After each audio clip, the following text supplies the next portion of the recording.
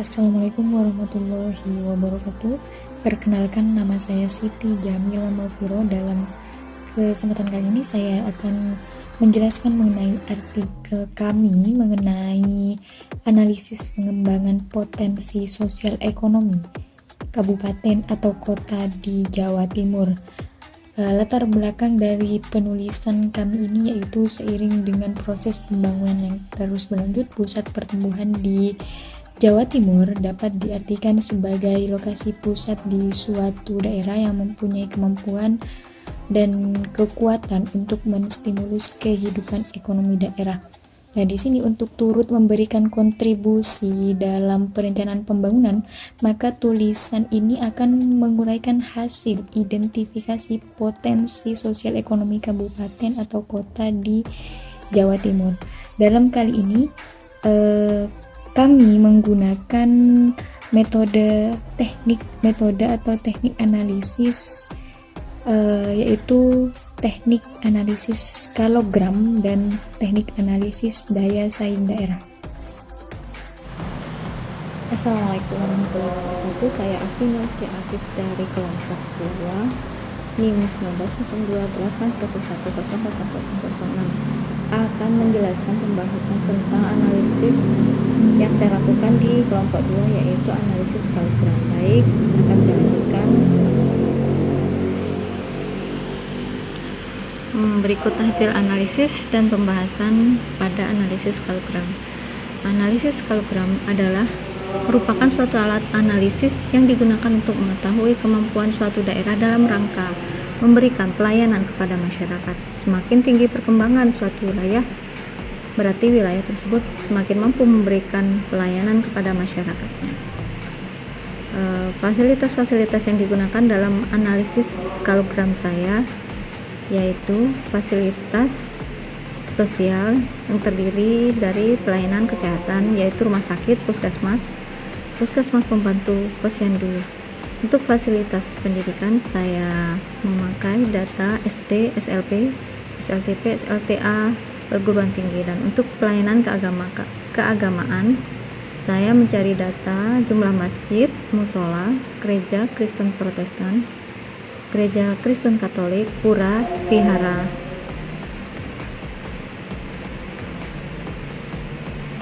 Dan kelenteng. Baiklah, akan saya lanjutkan.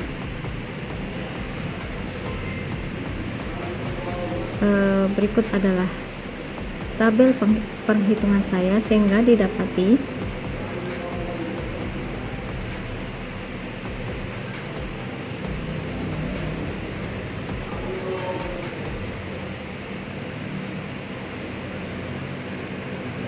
berikut adalah tabel skalogram fasilitas pendidikan.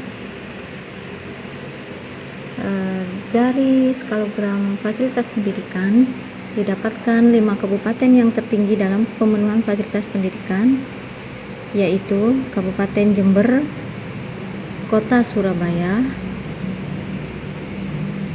Kabupaten Malang, Kabupaten Sampang, dan Kabupaten Banyuwangi. Lalu kemudian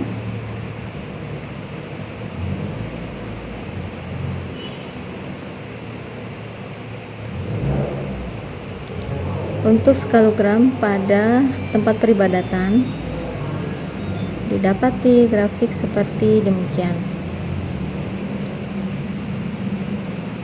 Dan pada grafik tempat peribadatan, fasilitas tempat peribadatan didapati yang nilai skalogramnya tertinggi ialah Kabupaten Malang, menyusul kemudian Kabupaten Jember, Kota Surabaya, Kediri, dan juga Kabupaten Lamongan.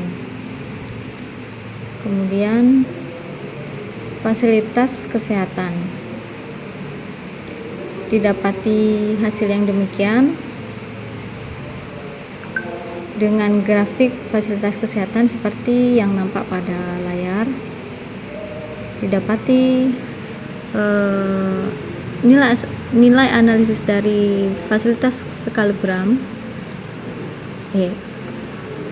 analisis skalogram pada fasilitas kesehatan, yaitu pada Kabupaten Malang, Kabupaten Jember, Kota Surabaya, Kabupaten Banyuwangi, dan Kabupaten Bojonegoro. Dari analisis-analisis tersebut saya jumlahkan, kemudian didapati grafik jumlah hasil analisis kalogram 15 fasilitas publik pada kabupaten kota se-Provinsi Jawa Timur seperti berikut, dan didapatkan kesimpulan bahwa dari analisis kalogram yang paling menonjol ialah Kabupaten Malang, Kabupaten Jember, Kota Surabaya, Kabupaten Kediri, dan Kabupaten Lamongan. Berdasarkan hasil analisis kalogram yang dilakukan dengan menggunakan 15 fasilitas yang dijadikan sebagai indikator, terdapat 5 kabupaten atau kota sebagai pusat pertumbuhan di Provinsi Jawa Timur, yaitu Kabupaten Malang, Kabupaten Jember, Kota Surabaya, Kabupaten Kediri, dan Kabupaten Lamongan.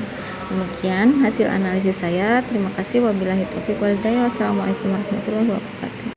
Dalam analisis pengembangan potensi sosial ekonomi kabupaten kota Jawa Timur, di sini tidak hanya menganalisis kalogram, tapi di sini juga menganalisis dan menghitung daya saing daerah.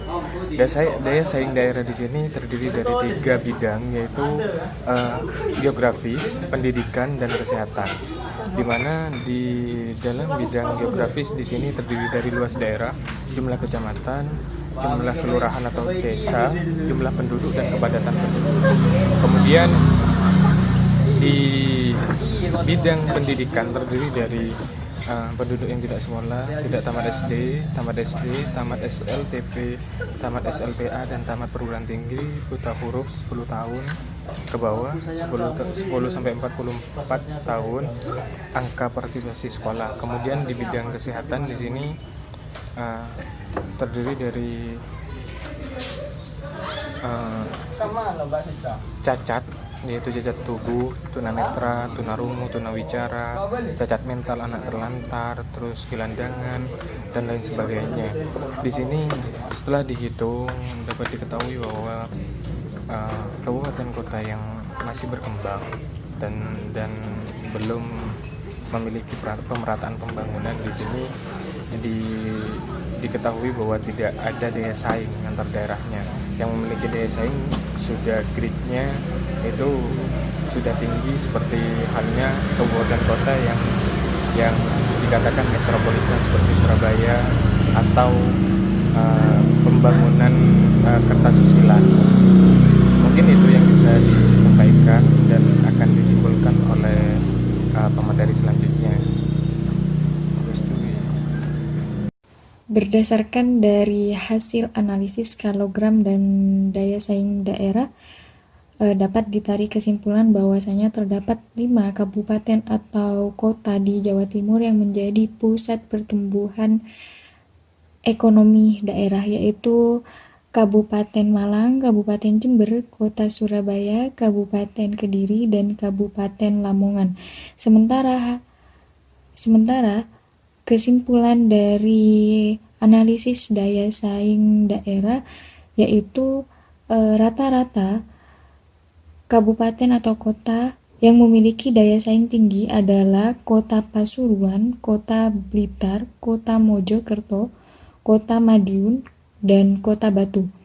Kemudian rata-rata kabupaten kota dengan daya saing bidang pendidikan terendah adalah Kabupaten Malang, Kabupaten Pasuruan, Kabupaten Jember. Sementara itu, kabupaten atau kota di Jawa Timur yang memiliki daya saing tinggi di bidang kesehatan adalah Kota Malang, Kota Pasuruan, Kota Kediri.